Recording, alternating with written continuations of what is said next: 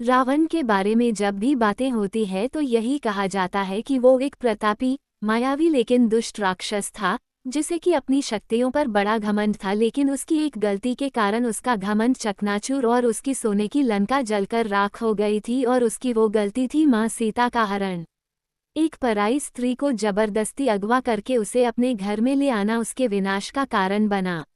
रावण की इस दुर्दशा का अंदाजा उसकी पत्नी मंदोदरी को शायद पहले ही हो गया था। इसी कारण उसने अपने पति रावण से प्रार्थना की थी कि वो सीता को वापस करके भगवान राम से माफी मांग ले, लेकिन रावण ने उसकी एक नहीं सुनी, और जब युद्ध करते करते उसे अपनी हार का अंदेशा हुआ तो उसने महिलाओं के बारे 8 अवगुण बताए थे, जिसका जिक्र वाल्मीकि की रामायण में तो नहीं लेकिन गोस्वामी तुलसीदास की रामचरितमानस में जरूर मिलता है। रावण के द्वारा औरतों के बारे में जो कथन या बातें कही गई हैं, वो विभिन्न हिंदू धार्मिक ग्रंथों और कथाओं में पाई जाती हैं। इन कथनों में रावण ने महिलाओं को लेकर कुछ विवादास्पद और कड़वी बातें कही हैं, जिनकी व्याख्या कई तरह से की जाती है। हालांकि रावण की बातें मुख्य रूप से उनके अहंकार, शक्ति और उनकी दृष्टिकोण को दर्शाती हैं। आधिकारिक रूप से रावण ने 8 प्रमुख बातें महिलाओं के बारे में कही हैं, जो काव्यशास्त्र और पुराणों में विभिन्न रूपों में प्रकट हुई हैं। निम्नलिखित बिंदुओं में उनका सारांश दिया गया है।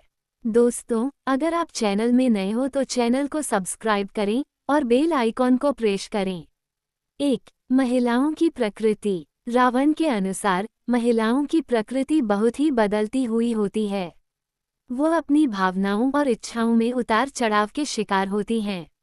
रावण ने इसे इस तरह से व्यक्त किया कि महिलाएं अपनी इच्छाओं के मामले में सख्त होती हैं, लेकिन उनका दिल जल्दी ही बदल सकता है। उनकी भावना के अनुसार महिलाओं का निर्णय लेने की क्षमता कमजोर होती है, क्योंकि वे बाहरी आकर्षण से प्रभावित हो जाती हैं। 2. संपत्ति के रूप में महिलाएं। रावण के दृष्टिकोण में महिलाएं एक प्रकार की संपत्ति होती हैं, जिन्हें पुरुषों द्वारा नियंत्रित और कब्जा किया जाता है। रावण का मानना था कि महिलाएं पुरुषों के अधिकार में होती हैं और उनका जीवन और सम्मान पुरुषों के निर्णयों पर निर्भर करता है। यही कारण था कि रावण ने सीता का अपहरण किया था, क्योंकि उसे लगता था कि वो उसे एक संपत्ति की तरह हासिल कर सकता है। 3. धैर्य और सहनशीलता। रावण ने महिलाओं के बारे में ये भी कहा था कि वे सहनशील होती हैं, लेकिन उनका धैर्य सीमित होता है। रावण ने इसे अपने दृष्टिकोण से देखा था, जिसमें महिलाओं को समय समय पर अपनी सीमाएं पार करने के लिए प्रेरित किया जाता है। वह मानते थे कि महिलाएं कठिनाइयों का सामना करती हैं, लेकिन जब उनका धैर्य टूटता है तो वे प्रतिक्रिया करती हैं, जो पुरुषों के लिए अप्रत्याशित हो सकता है। 4. भावनात्मक कमजोरी। रावण ने महिलाओं को भावनात्मक रूप से कमजोर माना था। उनका यह मानना था कि महिलाएं किसी भी परिस्थिति में अधिक संवेदनशील होती हैं और जल्दी दुखी हो जाती हैं। उनके अनुसार महिलाओं को अपनी भावनाओं को नियंत्रित करने में कठिनाई होती है और वे बाहरी तनावों से आसानी से प्रभावित हो जाती हैं। 5. स्मृति की कमजोरी। रावण ने महिलाओं के बारे में एक और बात ये कही थी कि उनका स्मरण शक्ति पुरुषों के मुकाबले कमजोर होता है। उनके अनुसार महिलाएं कुछ समय बाद घटनाओं को भूल जाती हैं और इसलिए वे अक्सर अपनी भावनाओं में बहकर निर्णय लेती हैं। रावण का ये कथन इस दृष्टिकोण को प्रदर्शित करता था कि महिलाएं अपने निर्णयों में स्थिर नहीं होतीं। 6. संस्कार और शिक्षा का महत्व।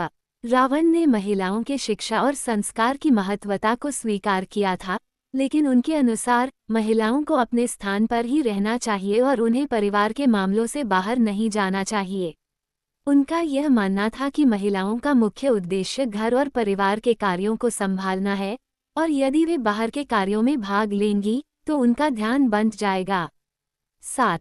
मानवीय संबंधों में परिवर्तन। रावण के अनुसार महिलाओं के संबंध पुरुषों से सापेक्ष होते हैं और ये बदलते रहते हैं। उनका मानना था कि महिलाएं रिश्तों को बहुत भावनात्मक रूप से देखती हैं, और जब उनका प्यार या स्नेह टूटता है तो वे किसी अन्य पुरुष से जुड़ने के लिए तत्पर रहती हैं। इस दृष्टिकोण से रावण ने महिलाओं को चंचल और अप्रत्याशित समझा। 8. सीता के प्रति रावण का दृष्टिकोण। रावण ने सीता के अपहरण के बाद उनकी शक्ति और सुंदरता की सराहना की थी। हालांकि वो सीता को भी एक वस्तु की तरह देखता था। रावण के अनुसार सीता जैसी सुंदरता किसी पुरुष का अधिकार होनी चाहिए और वो उसे केवल अपनी इच्छाओं को पूरा करने के लिए पाने की कोशिश कर रहा था। उसका ये दृष्टिकोण महिलाओं के प्रति उसकी अपार अहमियत और उसके वर्चस्व की भावना को दर्शाता है। निष्कर्ष, रावण के ये विचार समाज में उसकी कृतियों और उसके द्वारा महिलाओं के प्रति अपनाए गए दृष्टिकोण को स्पष्ट करते हैं। हालांकि उसके विचार और कृत्य अत्यधिक आलोचनात्मक रहे हैं, लेकिन ये भी हमें ये समझने में मदद करते हैं कि कैसे प्राचीन कथाएं और धार्मिक ग्रंथ पुरुषों और महिलाओं के संबंधों पर सामाजिक दृष्टिकोण को दर्शाते हैं। रावण का विचार ये दर्शाता है कि वह पुरुषों के लिए महिलाओं को अपनी शक्ति और स्वार्थ के उपकरण के रूप में देखता था, जबकि समाज में इस तरह की विचारधारा को अस्वीकार कर दिया गया है।